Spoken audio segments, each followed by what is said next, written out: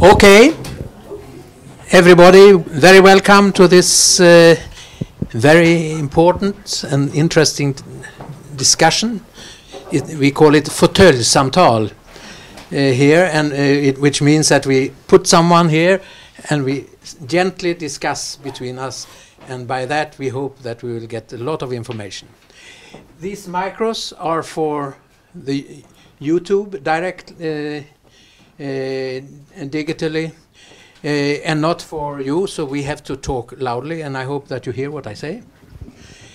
With this, I will introduce Dan Smith, who is presently the director of SIPRI, and we are today going to discuss SIPRI. This is within a number of meetings we have had on different development institutions in Sweden. Actually, this is the fourth in a series of these discussions. And today we are dividing the discussion in two parts. The first part, which I will head or be discussion partner, is on SIPRI, its history, what's supposed to do, and where it's heading in the future, and particularly in this changing climate, or political climate, in the world and in Sweden, particularly in Sweden. The second part, Annika Söder will lead, and this is trying to talk about the content of what the SIPRI is doing, and with a particular emphasis on Europe. So, with these words, you are all welcome, and particularly Dan Smith. Thank you. And I'll ask you to start this discussion by presenting SIPRI, its purpose, and what you have done so far. I mean, sure. More looking backwards in this first. Well, Stockholm International Peace Research Institute, SIPRI, was founded in 1966, and the idea was to mark and celebrate that Sweden had just spent 150 years without being involved in a war. The person whom we sort of regard as our founding mother is Alva Myrdal, and there's a somewhat apocryphal story about her which catches the essence of what she wanted to do, which is that she attended disarmament conference meetings in Geneva and came back, and according to the apocryphal story, said that the problem is that almost nobody there knows what they're talking about, literally. So the Americans know what they're talking about, the Soviets know what they're talking about, the Brits and the French know what they're talking about. After that, it gets a little bit loose because there's no independent source of information. So part of the thinking was that SIPRI should be an independent source of information. And the first director, who was British, Robert Neild, a Cambridge economist, he set out to establish the databases on military spending, on arms transfers, and on other issues, other problems, nuclear weapons, chemical and biological weapons.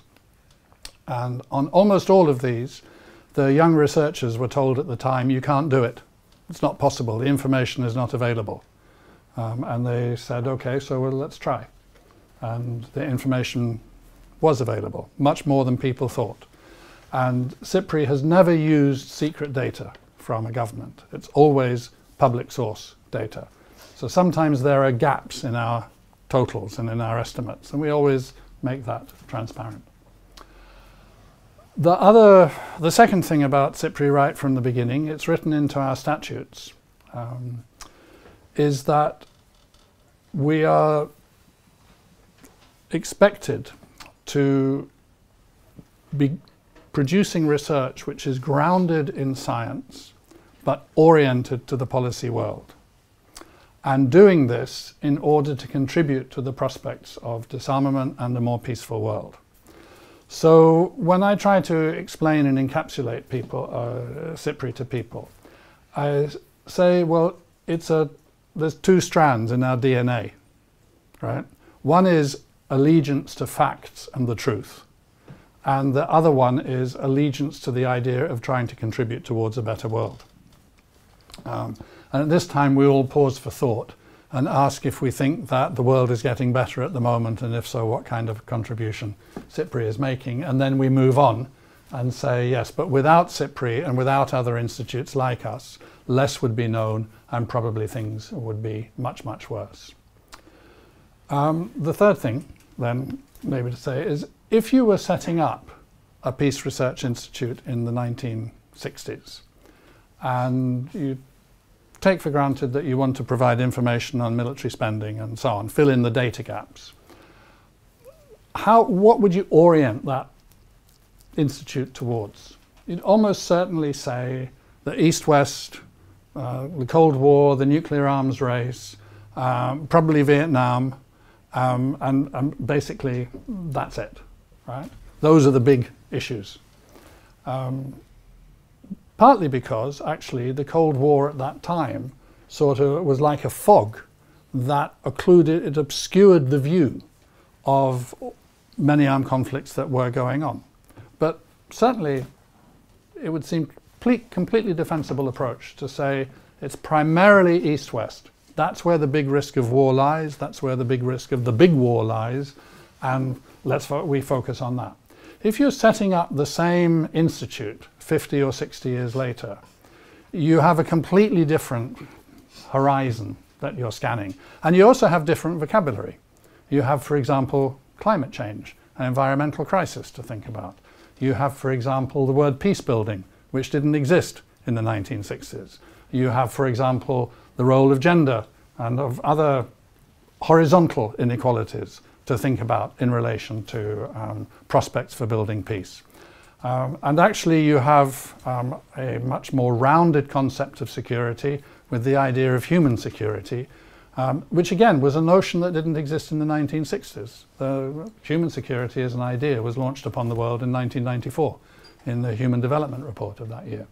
So today, if you're thinking what would be the right research agenda for a SIPRI, you probably still think, yeah, the nuclear weapons and the chemical and the biological weapons and the more modern versions of the hardware, artificial intelligence, cybersecurity, outer space, all of that, right? But you would also be thinking not only in a much more focused way on the wars which are actually going on around the world, of which at the moment there are 52, but you would also be thinking about climate change, the environmental crisis, food insecurity, health issues, and their relationship to security questions. So SIPRI today has a much broader agenda than we had 60 years ago. But we started there and we've expanded the view. Okay, so how independent are you? Can you decide yourself who is in the board, for example, and what influence does this board have on you? Okay, so there's something which is, in a way, it's a Swedish peculiarity about SIPRI, which is that we are both an independent institute and we have a board that is appointed by the government. It's a cabinet decision to appoint board members, nominated by the institute. So the institute has three kind of deciding bodies internally: the board, the research staff collegium, and the trade unions. And if the three agree on a candidate to be a member of the board, we then nominate that person, and the government agrees. So it is a little bit of an oddity, and sometimes I think it's a little bit difficult to explain outside of the Swedish traditional social democratic context of how you can have that. But we are, yes, our voice is independent. We do not give anybody who that gives us grants or money the right to censor or adjust what we're reporting, and it would be entirely counterproductive if somebody were to do that. Why would you give a grant to an evidence-based, fact-based institute and then try to tell it not to tell the truth? I mean, you know, I guess there are people who do that, but we got a grant one time from, or we've had a grant more than one time from the Chinese government. And when I sat down with Chinese representatives, the first thing I said was, you need to understand that we are independent. And once you have given us the grant, we will carry out the terms, we will write the report, and we will conclude what we want to conclude. And if you don't like it, then don't give us the second grant. Actually, as it turned out, they didn't like it, but they still gave us the second grant. It was a very kind of paradoxical outcome there. But, I mean, we are pretty fierce about that independence, and have to be. I think it's no secret that, of course, those in power quite often do not like the truth. But, you know, we need to, and so far we have managed to stand up for it. And I think it's really important in the world today. I mean, there's so much of supposedly, you know, fake news, false facts, people in information bubbles. We're very old-fashioned about this. We dig in our heels and we say there is such a thing as truth, and we get as close to it as we possibly can. And if we're making mistakes, then since our methodology is completely transparent, I mean, it's on our website, you can find out how we generate the data. If we're making mistakes, then tell us we're making mistakes, and we'll try to do our best to correct those mistakes. I'm not 100% sure you answered my question fully. You say we, and then you explain. Mm-hmm. But what about the board? The board is appointed by the government. No, what is the role of the board? No, I include we includes the board. The board is there for strategic guidance, for helping us with networks, for thoughts and insights about the world and where our research could and should be going over time. And it's there for financial responsibility. And it's the check upon the management of the Institute. There is, I suppose this is by convention rather than by regulation, there is one Swedish member of the board who's the chair of the governing board, and the others all come from elsewhere, the USA, France, Singapore, Ghana, UK, Ireland. So, yeah. No, I'm asking how can, when it comes to, also a question about influencing, that is, of course, the funding. Mm-hmm. So how is your work sort of influenced by who is funding and for what they are funding? It's not influenced in the sense of do say this or don't say that. It is influenced, obviously, by what donors are interested in and what their priorities are. So, and that's true if you think about research councils, it's true if you think about governments, it's true if you think about private foundations. They are going to be providing resources for activities that they think are worthwhile, whether that's research or conference or whatever it may be.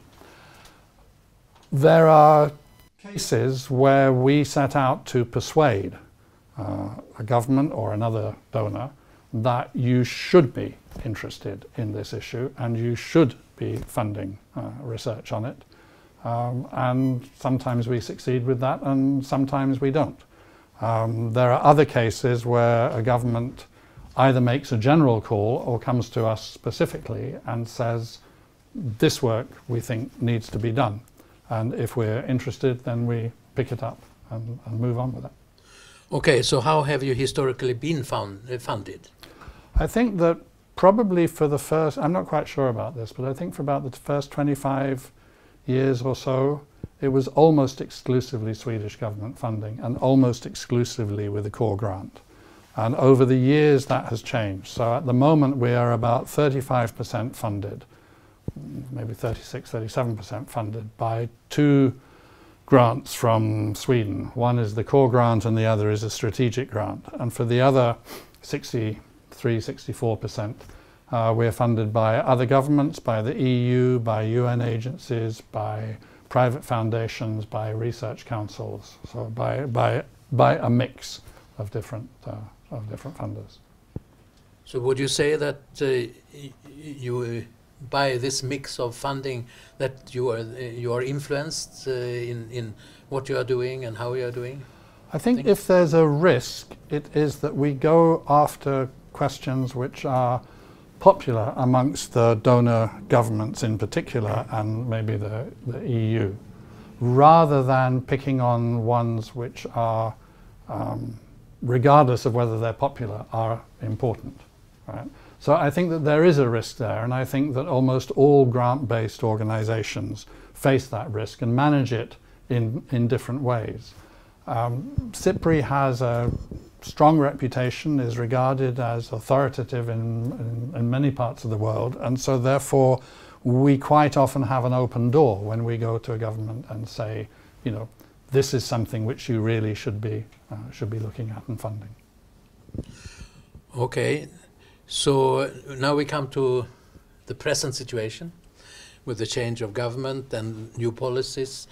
How has that influenced you when it comes to funding and also changes, political changes all around? The two main grants that we receive, one is stable, and therefore its value is being reduced by inflation. That's the core grant. And the other one has the strategic grant from the Ministry of Foreign Affairs, which is using some development funds and focuses onto development and peace questions. That has been reduced quite sharply over the past 2 years. So this provides financial challenges for us, obviously, and means that we have to focus quite hard on fundraising and trying to open up new connections, or where we have connections, having to go to people and saying, well, we know you like this work and now it's time to put up some money for it.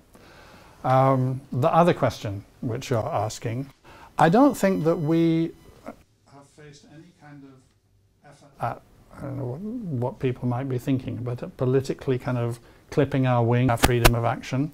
The main thing that I see is that compared to how it was in 2015 when I started this job, I meet the state secretaries and the ministers much less frequently than before. So in that sense, we have less contact and connection at the political level. But in the foreign ministry and in other parts of the government that we're interested in and who are interested in us, I think we still have very good networks and very good connections. We talk to a lot of people, we're in touch with them. So yeah, there's been a change, but it's not been a kind of a censorship kind of change. But you have met with the political leadership, and have you had any dialogue with them on your work and the situation all over the world? Yes. So we've had meetings and exchanges with 2 state secretaries in the foreign ministry, and we gave a briefing to the foreign minister. And we're working on having a meeting. We've agreed mutually to have a meeting with the development minister quite soon. But as I say, it is less contact than I was used to in the, let's say, the pre-pandemic period. And have you been successful to find other funders to meet the gap that has been created? Yep, so far yes. We met the gap for 2023. So, you know, too soon to say whether we have succeeded for 2024, but we're working hard and we're hopeful. And how do you see the future then? Well, we don't know in terms of the finances. Yeah, we don't know whether the strategic grant will continue. We hope so. It would be a blow if it did not, but, you know, problems are only there to be solved. I think that some of the contacts and connections that we have made to broaden our funding base will continue. We are, amongst other things, looking more actively than we have in the past to try to find support from either individuals or entities in the private sector.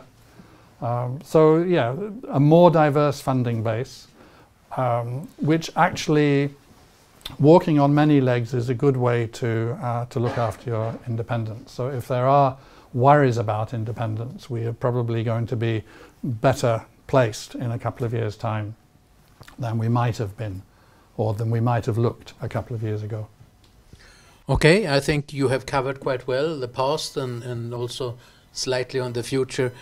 And I think we have a good picture of SIPRI today. If you have any additional questions on this more general level. Yes? I have one. It's very interesting. Oh, my mic. Thank you. My name's Aurora. I study social analytics, applied social science. You mentioned cases where you have been successfully persuaded funding and sometimes not successfully persuaded funding. Can you give 2 examples of that, or any specific case you remember? I was very interested in what types of cases are something you want to, but maybe it's not a popular question. Thank you. We've made a habit since 2017 of working with an elected member of the UN Security Council on the climate change and security file. And that started working with the Swedish government in its membership in 2017-2018. We then moved on to Germany, Norway, Switzerland, and those were fairly easy cases. But the example I'm thinking of now is that we're working with South Korea. And that was a little bit of a kind of introduction of a new idea for the officials that I first spoke to about it, a kind of blink of, oh, yes, we could do that, that would work. And then we explained what we do and how that works, and the more they thought about it, the better that seemed to work. So that was one example. Another one, unfortunately it's on exactly the same theme, and I'm sure that if I had a little bit more time I would think up other ones. But in about 2020 I got the idea that, 2019 I think, I got the idea that with the 50th anniversary of the first ever International Environmental Conference, a high level, was coming up, and it would be held in Stockholm because the first one was held in Stockholm in 1972. So 2022 there would be another conference, and that would be a good time to bring out a report about the relationship between our environmental issues and peace issues of a certain kind of weight that's enough to metaphorically pick up and hit people over the heads with. When you do a big report like that, not all of your target audience reads it. They tend to read the executive summary or the 2 bullet point message or the tweet. But it's reassuring to know that there's a whole lot of research and facts and science behind it. And so I just had that idea, and I thought 2022 was also good because the previous one by then would be 7 years old. It had come out in 2015. I'd also worked on that one, so I kind of knew what we should be doing. So I got in touch with various people in the Swedish Foreign Ministry, and that started the process, and we got that. I talked to Norway about it, and we got some support from there. I talked to Swiss officials whom I knew about it, and we got some support from there. So we had a multinationally funded Environment of Peace report, which landed right on time in May and June 2022, in time for the 50th anniversary. And that was completely an idea that somebody had and took to 3 governments and got their support for it. And ones that didn't work, too numerous to mention. Okay, I think that we now turn to the second part of this meeting. I just want to, I forgot to say when I started, this is a joint meeting between FUF and the Svenska Europarörelsen. And it's very nice to see that there are people from both sides, and young and little older people in the same meeting. Very nice. So Annika takes over from here. So let me check if my mic works. It does. So then I'll leave that mic with you.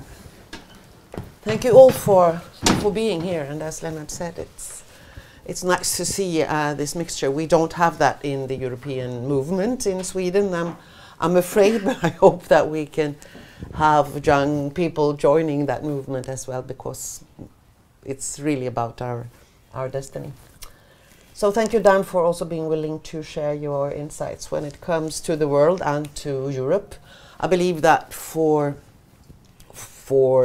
Europeans today, what we have on our mind is that we are experiencing a war in our immediate vicinity. For the Swedes, that we joined NATO.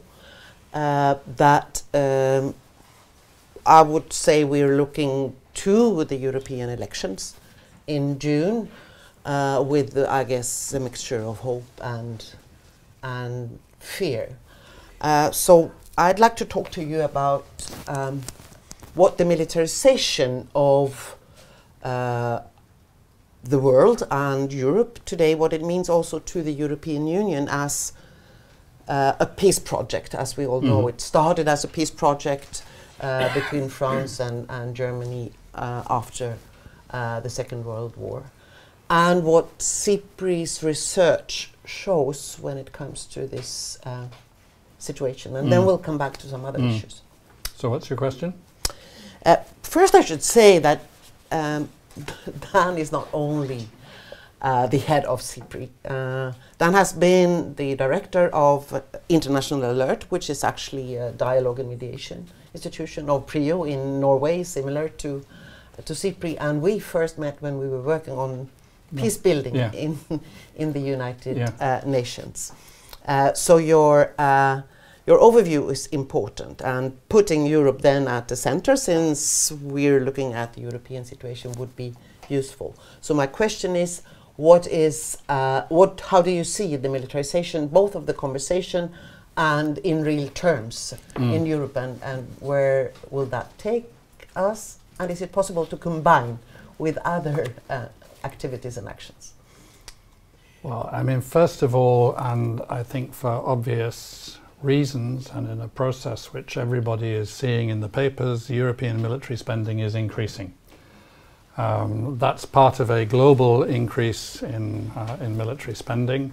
Military spending has increased for 8 years in a row worldwide, and it will carry on rising. European spending is a big part of that, in part because of the increases in Ukraine and Russia, but also because of the increases in EU, Europe, military spending. Our data on that will come out in April, and that's why I'm a bit fuzzy at the moment. Our outreach people would be horrified if they found me releasing the information a month early. But the data on arms transfers has come out, and in the last 5-year period compared to the 5 years before that, Europe's arms imports increased by 97%. It's a horrifying increase. So that's reflecting, in a way, that militarization. At the same time as Europe is importing heavily, it's also exporting heavily, and it's exporting in some of the same kind of categories as it's importing.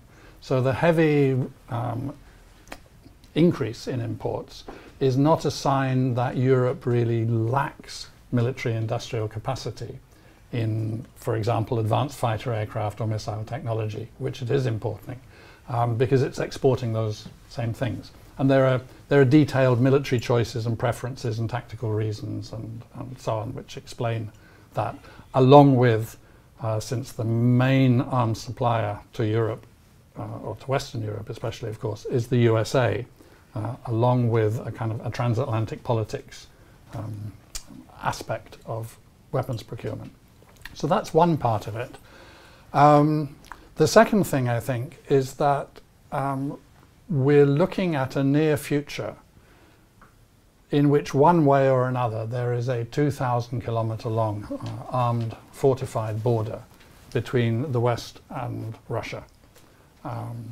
That border is either going to include the eastern border of Ukraine, because Ukraine gets back its sovereign territory, or it's going to go through Ukraine. Those are the two options which are available.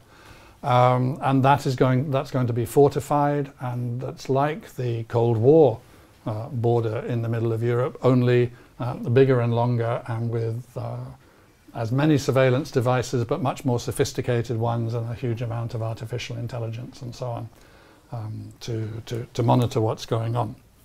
The end of the Cold War, in approximately 1990, there were 50 armed conflicts going on in the world.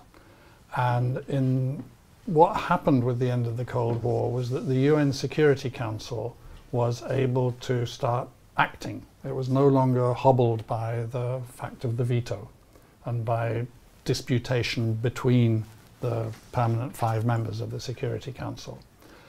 So despite then increases, spikes in conflict like the Balkan Wars and Rwanda and Darfur, actually from 1990 until about 2010, the zone of peace worldwide was expanding. There were more peace agreements than ever before. They were more durable, increasingly because of all the effort that was going into not just making peace, but building peace as a long social process. And the wars were, in general, when they happened, they were shorter and they were less lethal because the international community had more instruments available than it had had before to be able to step in, and more will, and was more able to act like a community. Since 2010, that has changed. Now, one can talk about the reasons for that lying in different places, including in the economic crisis of 2008, 9, 10. But that's when the statistics start to shift and the numbers of wars start to increase. And we are now back up over 50. As I mentioned earlier, there are 52 wars going on at the moment. So Europe can never be immune from this. But in addition, there is the war that is going on in Europe. I think it's very important at this point in the discussion to remind ourselves that this is not about the return of war to Europe after decades of peace, right? That's the wrong Europe to be thinking about. That's the social democratic Northern Europe, decades of peace, right? In Ireland or in the Basque Country, or in places which have been hit by terrorism, or in the Balkans, or in Cyprus, or in Georgia, or between Armenia and Azerbaijan. You don't think of this as being a long era of peace. But this is the most serious war. Seems to be now already more lethal than the Balkan Wars were. It's always difficult to know exactly how many people have been killed and how many people have suffered in other ways through a war, but the estimates of mortality are over 200,000 people already and are climbing. That's at the low end of the range of estimates. So not surprisingly then, the discourse has started to shift, and you see less and less space for thinking about, peaceful relations. And I'll stop now and let you ask your second question and see if your second question gets as long and involved an answer as your first one. But we are having, there is a problem at the moment of just getting into our heads the idea that since the zone of peace in the world expanded in a 2-decade period from 1990 to 2010, we know it can be done. So we know that it could happen in future as well. At the moment, I think everybody shares the same problem of wondering what's the first step that gets us from here to there.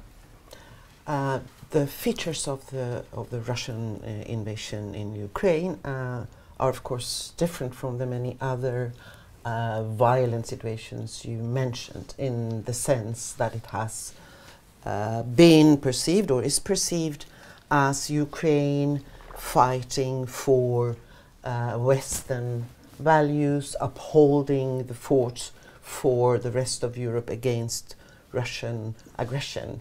So my question in this regard would be then, would you believe in negotiations around this, which is anathema for the time being? And if so, what kind of way forward would you identify if you think that what you just said, that it's possible to again go down when it comes to conflict levels? Well, as I said, I think the difficulty is to find the first step. I think that we are still in the same place as we were a year ago, which is that there is no clear pathway towards the end of this war, right? There's no clear pathway towards victory for one side or the other, and there's no clear pathway towards a negotiated settlement. Each side denies the legitimacy and indeed the credibility of the other. I mean, Zelensky has said, I don't believe a single thing that the President Putin says, and Putin has said of Zelensky, I mean, well, he's a Jewish Nazi gangster. I mean, you know, it's kind of, you know, the rhetoric is very hot on both sides. During 2023, the territorial position barely shifted at all. So at the beginning of from February 22, when the re-invasion happened, that's the beginning of a second phase of the war, the first one being based on seizing Crimea and the seizure of territory in the eastern Donbass. That territory added up to 6% of the land area of Ukraine. Russia's first offensive after February 22 meant that by about the end of March, beginning of April, it was essentially not in control of, but kind of held 25% of Ukrainian territory. And by the end of 2022, with the successes that the Ukrainian army had around Kharkiv and down in the south, near the Dnieper itself, in Kherson, the percentage was back to about 16% at the end of 22. And at the end of 23, it was also about 16%. So there have been tens of thousands of lives spent and very little actually happening. It seems now that Russia has made more territorial progress, but it's still quite limited. And I still think that it is impossible at the moment to see a clear Russian victory or a clear Ukrainian victory. It's difficult to see peace negotiations. So I wouldn't come up with a negotiation plan now, but I think that there can and should be quieter contacts going on, and that should be happening all the time to sense out what the possibilities are. Some of those can be informal, some of them will be formal but secret. And at the same time, we need to start thinking longer term to try to get our heads around the question, how do we live in Europe? How do we live alongside Russia in any scenario that comes out after this war? And that takes us to the fact that we, in Europe and in the United States and Canada, we see this as a military confrontation. Basically, there's no opening for negotiations, and you're of course right when you say that we will have to coexist. There are also many different views in Europe and in the United States when it comes to this kind of coexistence. And that takes me also to the European elections, where I believe that in the parliamentary elections we will see more of a debate around foreign policy issues for the EU and security policy issues for the EU than we've had before. At the same time, we know that there are many different views in the EU. You have Hungary, Slovakia and others nurturing their relationship with the Kremlin and Russia. Do you think that when people go to vote, that this will play in? Will fear play in? Will the wish for a negotiated settlement play in? Or is this still lower on the agenda of the European elections? I think it'll be higher than it was, but probably not the predominant issue. And I think it'll be interesting, but I would imagine it would be very difficult to see clear trends come out, because, as you said, there's very diverse range of opinion in the different European countries. So I think also that there's a further factor which, in thinking ahead about Europe, which is that further factor is called Trump. That was my next question, so please go ahead. Well, I mean, you know, I think we should certainly not spend all of our energy on Trump, partly because that's what narcissists want, is they want you to spend your energy on them. And it frustrates and irritates me that we spend so much time thinking, what if this, what if that, all about that guy. Secondly, I think we need not to think ourselves, and Americans need not to think themselves into the sort of this is inevitable. But obviously there is a possibility there, and it raises enormous questions for Europe. A Trump foreign policy is almost by definition unpredictable. So it's not, I don't think it is as clear as he seems to make it that he would, were he to become president, he would immediately sort of turn off the taps on the money and, you know, leave Ukraine abandoned. But imagine that to be the case. What would Europe, or the European Union, then do? I think that that is a, you know, that is one of the elephants in the room in the conversation amongst European leaders at the moment. Maybe we can see Macron's view that it was not excluded to have troops on the ground in Ukraine in that context, that Europe needs to flesh its muscles to show that it can also deal with the situation on its own. I must admit that at the moment I would be surprised to see European combat troops. I would too, but on so the it's ground. more about what Macron's intentions behind saying this. I mean, Macron has talked before about what they call strategic autonomy, and while that term has become kind of not quite anathema, but you know, there's a sort of semi-toxic reaction to it amongst some of the other security establishments in Europe, they are nonetheless talking about those kinds of issues from time to time. It's just that they'd rather not. It was a big relief for traditional Atlanticism, as represented especially, for example, in the UK, that Biden came back because he's a traditionalist in American foreign policy. Trump is the disruptor. If Trump were to come back now, and there would be some degree, I think, of disengagement. It might not be as dramatic as he seems to signal in some of his speeches, but there would be some degree of disengagement, and possibly some degree of saying to President Zelensky, you've got a problem, you go sort it out, you've got to sit down and talk to him, you know, we're not going to bail you out forever. I think that Europe's options at that point are restricted, but I would expect to see indeed some institutional move towards more independence from the USA in foreign and security policy, planning and thinking in Western Europe, or Western and Central Europe. The problem is that there is not at the moment an institutional basis for that.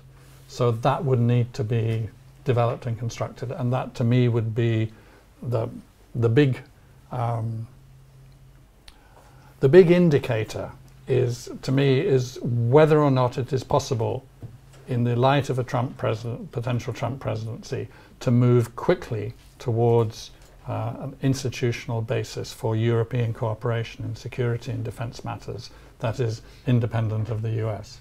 Now, and it's quite obvious that efforts have been made over the years, yes, not least by France, to actually build the EU as such yes, an institution. And which didn't work, partly because the Brits would never let it happen, so that problem has vacated. But there's also other reasons, other issues behind that. I mean, one thing is that if Europe as the European Union feels worried about Russia, and it looks at Russian forces and sees how great they are, they could always look at SIPRI data and see that Europe outspends Russia on the military by a massive amount, by about 3 or 3.5 to 1. So and still counting. And still counting. And so why is it then that European forces kind of feel, in many people's eyes, weak compared to Russia? Well, it's because of national sovereignty. So if you want strong defense against Russia, if you want to get more bang for the euro, then no worries, You just have to start uniting armed forces and do away with having, 27, 28 different national establishments. The transaction costs of European military spending are so high compared to Russia. What you're saying now is actually going beyond the collaboration existing in the NATO structures, since it's also an intergovernmental institution with national decision making. And so you would say that the way forward would be a European entity for defense? No, I wouldn't say without that. National sovereignty? I wouldn't say that in the sense of, is that what I want to see? What I'm saying is that if you're going to bang on about the Russian threat and still maintain your small little back gardens of military effort, then you're being inconsistent. You're not seeing your own logic. Now, would it be good for there to be a European military bloc to arise in some kind of rivalry with the US and also in confrontation with Russia? No, I don't see that as being a recipe for a peaceful world. But I do see that as being the direction in which some of the discourse is currently taking us if there is a Trump presidency and if there is no way out of the Ukraine war. I assume this, if this is further developed in this direction, it will also contribute to the bloc building in the world, where you have a certain group around Russia, Iran, basically China. We do not really know where they stand, and some attach even hopes to China to step in and find a solution to Ukraine's sovereignty. And this takes us to the question of the multipolar world and the role that Europe can play now with so many different hot spots where power is concentrated. So I think it's been a mistake to be thinking about world politics in terms of the sort of the clash between democracy and autocracy. I don't find that to be a useful way of understanding the world. So many of those that ally with the democratic states are not themselves democratic. There's, the reality of they may be sons of bitches, but there are sons of bitches is still alive in the policy in the US and indeed Britain and France. As the EU, as they look towards the rest of the world. I think also that it assumes a unity on the other side, which also doesn't exist. And I think that the relationship between China and Russia needs a lot more careful analysis. It's not the case that there is a China-Russia bloc. It's not the case that there is a China-Russia, Iran, North Korea bloc. If you look at North Korean policy, and that's one of the topics I focus on a little bit, North Korea, the regime in North Korea since the division of the country has always been uncomfortable with dependence on China. So that's one reason why it is moving very fast to make a stronger relationship with Russia. At the same time, for Russia, if it is economically weakened, and even more so if it's militarily weakened by the war in Ukraine over the long term, then China looms even more as the big brother in that relationship than before. So Russia may be getting closer to China, but that's not a comfortable place for it to be either. And China is also much more closely linked through trade with the rest of the world than the USSR ever was. So also the Cold War parallels don't quite work.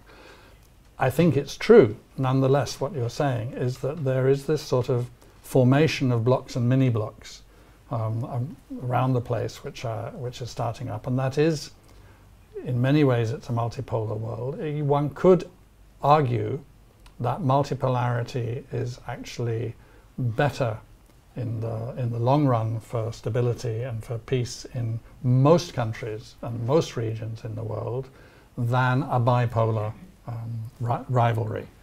I think there'd be a lot of sort of theoretical discussion each way on that within international relations. But if we have that more diverse world, if that's the reality we face, rather than arguing is it theoretically better or worse than another option, what do we do in that context. And in that context, you need actors, unofficial ones and official ones, who are trying to make connections and links and offer bridges and so on. And if one is part of a bloc, it is harder to do that than if one is not part of a bloc, which is a long way round saying that's the room for manoeuvre in world affairs that existed when Sweden and Finland were not in NATO has been restricted by this kind of compacting of everything, of almost everything in the European space into NATO and into a bloc.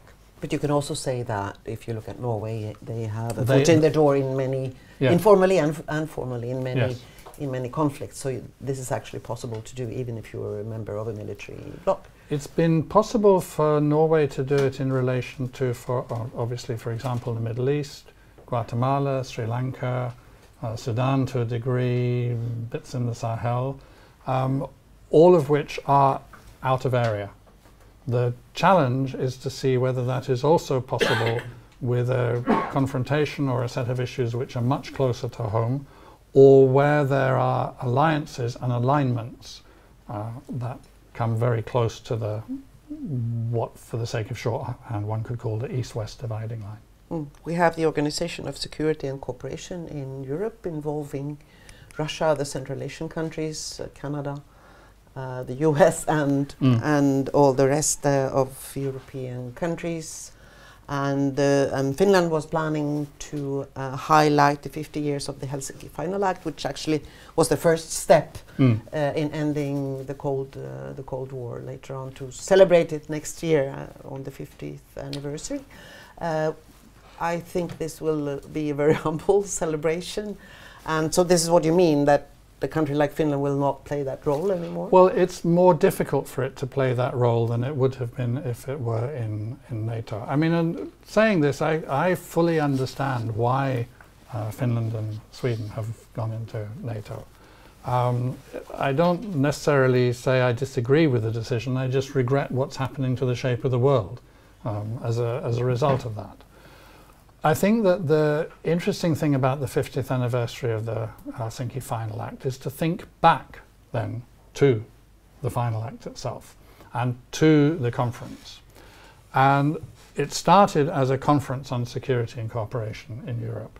It became an organization for security and cooperation in Europe after the end of the Cold War. So during the Cold War, during the period of confrontation, it was focused exclusively on providing a forum. And that forum was very important. And it was a part of encouraging some kind of a détente. It did allow for all kinds of conversations and contacts to be happening between the different sides in the Cold War.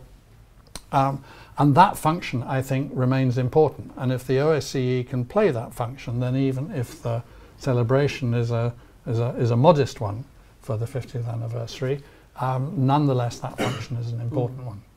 I believe the problem also is that the OSCE is questioned because of the breaches of its principles by the full-scale invasion and the earlier invasion in Ukraine. So it's questioned a lot by many countries in Eastern Europe, including EU members. I also understand that Kremlin sees it as obsolete and that they want a European organization without without the USA and Canada, exactly, with cutting the transatlantic link. So opening up for a conference may also then bring a lot of problems to the center. So yeah, no, I mean, again, I think that there are a lot of difficulties about seeing what's the first step, what's the next way forward. It might be that the best way is for the OSCE to remain as the OSCE, but actually realize that what it can do is very little apart from provide a forum and dialogue. One of the difficulties is agreeing a budget. I mean, which OSCE, they cannot. No. Exactly. So there's now there's voluntary contributions being made by some states that think it's important to keep it going, but there's not an OSCE budget as such as there was for the past 30 years. So it's very difficult, and this I think reflects again a bigger question, which is that the world order is really under sustained pressure. And there's been discussion about the need for a new world order, I mean, going far back. And certainly gathering pace, before, in the years before the pandemic and before the 2022 re-invasion of Ukraine. But if you look at, the way in which the UN's possibilities are reduced, at least at the Security Council level. The UN agencies, I think, a lot of them are continuing to do a really fantastic job. The IAEA, the World Food Programme, UNHCR, World Health Organization as well, despite the criticisms of it during the COVID pandemic. But the UN Security Council, with the return of the situation of being hobbled by the veto, is really able to do less and less. They're still renewing peace operations mandates, but I think they haven't agreed a new one for quite some time. And in a way, the kind of a symptom of how bad the situation is when was the last major peace agreement arrived at? 2015-16. Colombia. Yeah. So, it's getting towards a decade without, and we were used to that happening. I mean, there were good offices, there was mediation support, there was different governments playing a role, the UN playing a role, UNDPPA or DPP as it was, DPA, I mean, as it was before, playing a part, and so on. But also global powers allowing this agreement Yes. to take place because of lack of rivalry between them, and this is what we're seeing everywhere now. This is evolving. I wanted to come back to, we've spoken about Ukraine, we've not talked that much about Palestine, and the view of Europe from the rest of the world. I work a lot on the Middle East, so I can also see a lot of resentment and I would say surprise when it comes to the lack of activity from the European Union in this crisis, but also in many other crises in other continents. How do you see this? Well, I think that the first thing is the charge of double standards and inconsistency, and I think there's no way to get away from that. I mean, it is very clear that Russia, when it invaded the re-invasion of Ukraine and the first invasion of Ukraine, breaches the UN Charter because it was breaching the sovereignty of Ukraine. It also seems pretty clear that there is evidence of atrocities being carried out, and those are breaches of international humanitarian law as well. Fighting near a nuclear power station is a deeply irresponsible thing to be doing. All of these things could be said by so many Western leaders and so many European leaders. Israel has inflicted upon Gaza more destruction than Russia inflicted upon Mariupol, if you remember that city, more than Syria inflicted upon Aleppo, and proportionately speaking, more than was inflicted on Germany in the whole of the Second World War bombing campaign. This is disproportionate. This looks increasingly, and has for a long time, looked increasingly like revenge against Palestinians rather than a military response against Hamas for their also egregious breach of humanitarian law as they made the incursion back in October. So why can't these things be said? Well, just say them. This is not, I mean, I'm angry about it, and you hear that as I speak, but this is not rhetoric. This is just, there are laws, and these actions prima facie breach those laws. Right? Just say it straight out. But is that a remedy when you have resentment in the world about what happened in Libya or in the Western Balkans, Kosovo and I think Serbia? On the Western Balkans that the charge of double standards doesn't hold. I've never really understood that charge. Over other cases it does. But this is the most recent and most sort of clear and stark case of these double standards, because the two wars are going on at the same time. And one view has been taken about one, very law-based, a different view has been taken about the other, very policy-based. I think that part of the problem is that the international order includes the idea, if it's to function, it must include the idea of respect for agreed rules. And it must include the idea that process is really important. And that is what is kind of falling apart at the moment. Would you say then that the EU is not defending that notion of principles and process? Not adequately, which is ironic given that the EU itself as an institution is deeply based on principles and process. And what can be done about this? Or is this back to Pax Americana, the era when we had understanding the era of liberal peace, as it were, and creating possibly the idea that we would not be able to sort out our relationship with Russia or the Israeli-Palestinian conflict without the United States?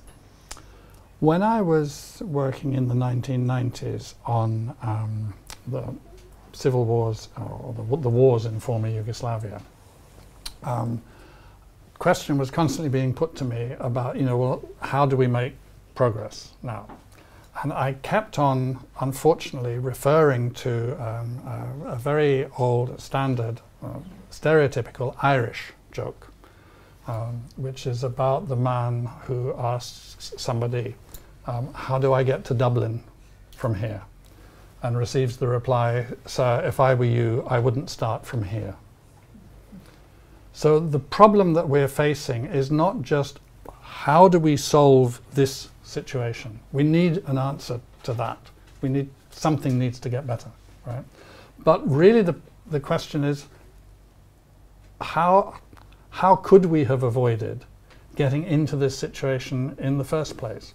And there is a UN resolution about the West Bank, which Israel has been ignoring and defying for years. Why has it been allowed to get away with more than five decades of that? The pressure in Gaza was visibly building all through the summer. The electricity supply is down, most people are unemployed, humanitarian aid was the only way to get. Why is that allowed to continue without providing development possibilities for the people in Gaza? So many other questions in there, and it is of course complex to resolve the security questions for two populations that largely see themselves as being on opposite sides of a conflict. But somehow that is what is needed to be done. And resources could be available to be doing that, but have not been applied to that over a long period of time. So I don't think there is any easy way to do this. I think that probably if I were advising a government that really wanted to be making a positive contribution at the moment, I would say, well, you have to go with a certain amount of humility, and you have to talk to people and listen to people, and that would also include listening to the Israeli government, and it might also include talking with Hamas. But it would certainly include talking with other governments and opinion leaders in the area and being really quite open-minded, not coming in with your blueprint. I mean, frankly, I think this is what the High Representative of the European Union is trying to do. So yeah. the interesting feature here is that you have a lot of different opinions among the member states, preventing him from taking the action that he may want to take. And if you look at the headlines and the news coverage, you find an awful lot about what is Biden going to do to sort this out, which is an assumption that somebody out there has both the responsibility and therefore the capacity to sort of reach in and move. Do we really believe in that? Is that really how peace is going to come about in that area, that quite small area of the world? Is that how peace really comes about in other cases, that someone from on high reaches in and moves them around? No, it's not. It's a much more difficult, organic, fragile, complex process to get there. And of course it's hard to start it in the middle of a crisis, and the better thing would have been, as my Irish friend said, not to start from here in the first place. Unfortunately we cannot do that. I wanted to come back to the nuclear issue. It's part of SIPRI's work, but also I know that you personally follow this very closely, and I believe that there is an increased fear of Russia using tactical nuclear arms. How do you see that, and how do you see the entire process of disarmament as laid down in the non-proliferation treaty? So, first of all, I see those as two questions. And I think that very often when we're discussing them, I see this a lot with kind of friends and acquaintances. You know, if you know a little bit about nuclear weapons like I do, you very often get asked these questions which come out of a certain kind of anxiety. And it's very understandable, but one of the things which I see is the way in which things which are separate become intricately bound up. So on nuclear arms reductions, I mean, the number of nuclear warheads worldwide is still going down. It was about 75,000 in the mid-1980s, and it came down to just above 12,000 at the end of 2022, and will be a bit lower again at the end of 2023 when our figures come out. But their capacities... The capacities are, but the capacities of some of those weapons before were also pretty high. The difficult thing in that story is that what we have quite recently seen, there are different, just over 12,000 warheads includes a number which are in storage and a number which are waiting to be destroyed. Right? And that's the number keeps coming down each year because more are destroyed, they're dismantled. But it also includes operational nuclear warheads. And a couple of years ago, for the first time, we saw a slight increase in the number of operational warheads worldwide. And this is partly because of North Korea slowly increasing its small nuclear arsenal, and it's partly because of China. And China has what looks to some external observers like quite ambitious plans from the number of missile silos that have been spotted by satellites to be under construction. It seems to have quite ambitious plans for expanding its missile force, although we don't really know what the numbers will be in the end. But it'll certainly, it's about 300 now, and it'll certainly go up from there.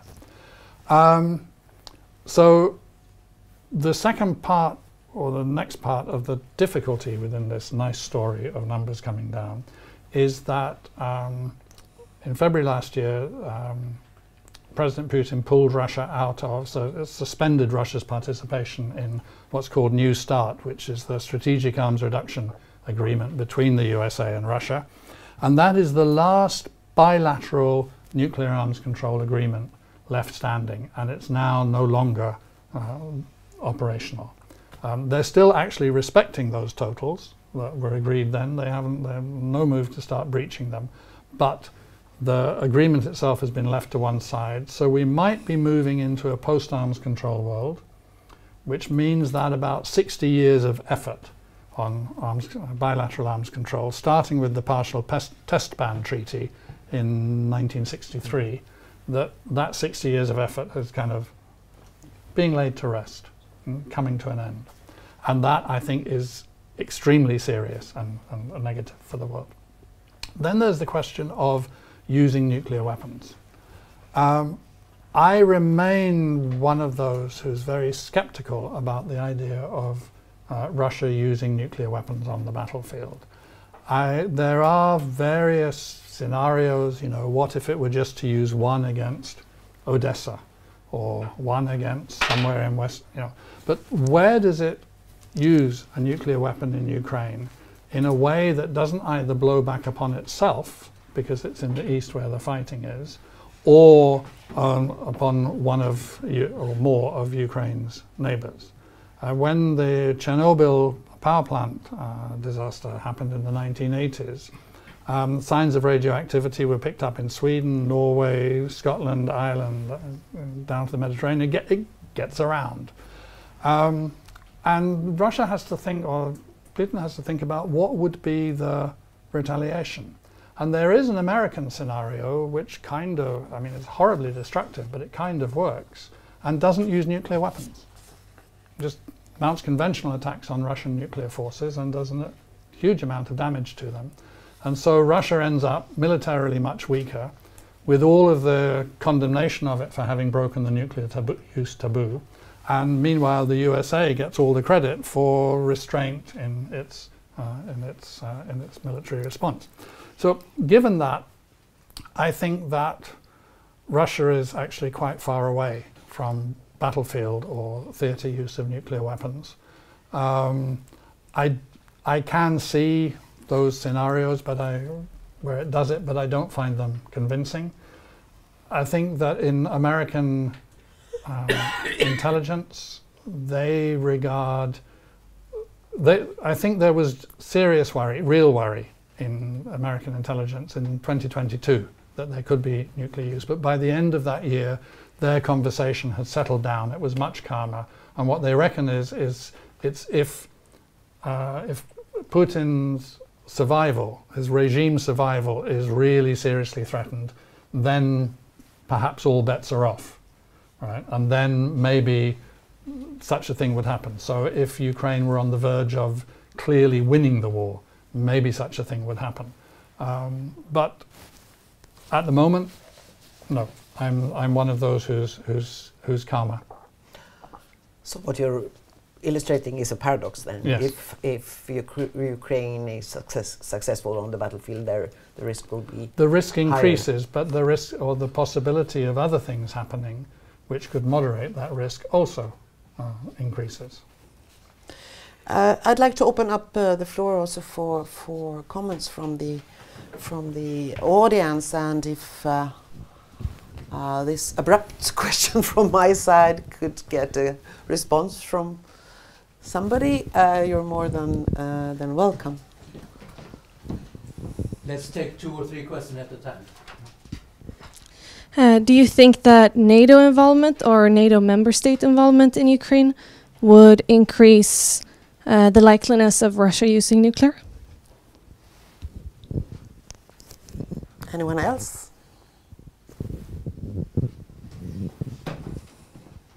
I'm a little bit curious about the how to solve conflicts. So when we're talking about not wanting like someone like Biden coming in and having to do something, how would have the conflict in Yugoslavia between Serbia, Kosovo and Bosnia been solved otherwise? If that were not to happen, what would be the ideal situation, or realistic, because ideal would be no war, but that's not realistic, and there's a chance of reblossoming the conflict. Thank you. Okay. So over to you, Dan, on NATO and Ukraine, and on how to solve conflicts and the possible combination of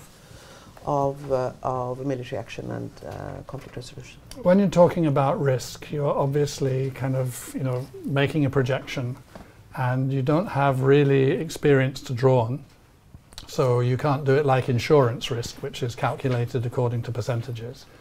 So it's very much to do with analysis of behavior and kind of expectation arising out of that.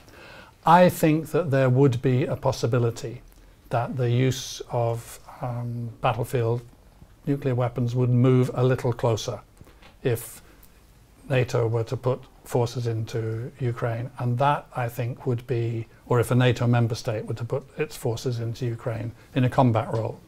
And that I think must be in the minds of decision makers in European NATO states. But I think that beyond that, it is also that their forces, by being there, would be vulnerable. The presence of a force provides a target for a long-range missile, for bombing, for sabotage, for anything, for Russian special forces to infiltrate, etc. Right? So it's a risky thing to be doing.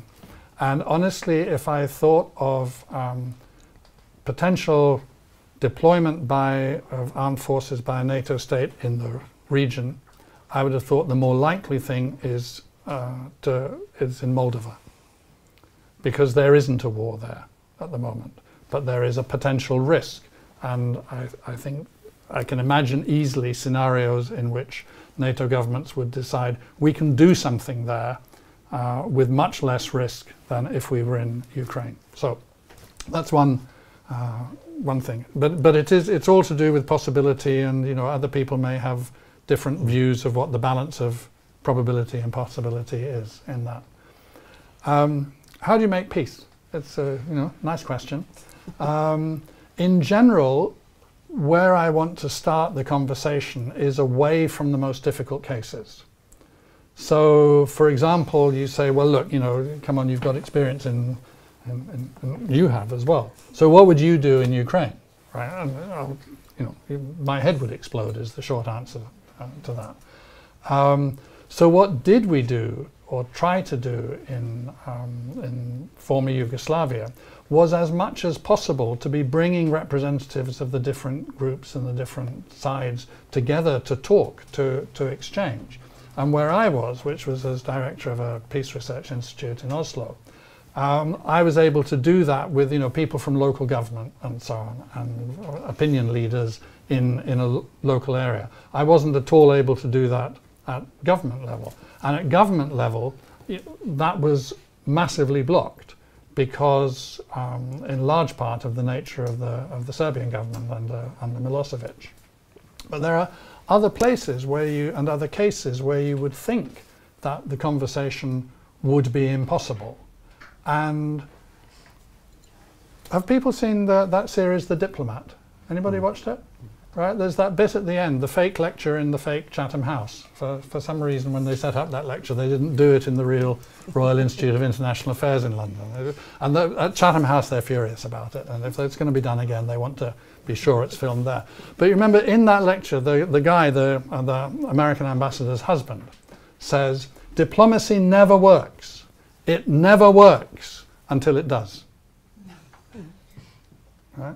And that's the thing about dialogue. It produces nothing until you got the Oslo back channel, and you got an agreement, and you got signatures on the White House lawn, and you got the PLO returning to the West Bank. And if the rest is disaster. Well, if opportunities had been taken, the rest would not have been disaster. I think it started actually to go wrong even before Arafat returned to the West Bank. But, you know, it could have gone in a different direction.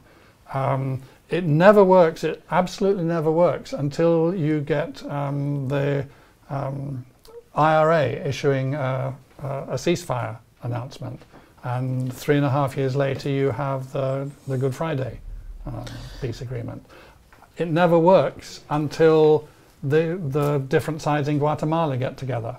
And, you know, and all of these are things which were in some way or another facilitated by groups or individuals from outside, providing a space, very often being very patient and very calm and very forgiving, and just letting the conversation move on and see what's possible. If it's not possible, it's not possible.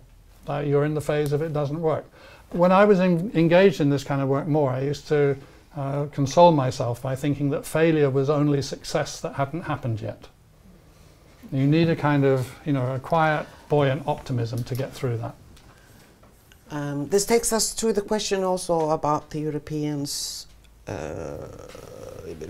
Union's role as a contributor to work in this field that you described: diplomacy, mediation, dialogue, local communities being brought in, very often in after civil wars. Now we have intergovernmental wars, which is more difficult. But I was thinking of this, that we are now investing a lot in armaments and other security features in the traditional sense. What do you think will happen with efforts in mediation, conflict resolution, climate, gender, and also the more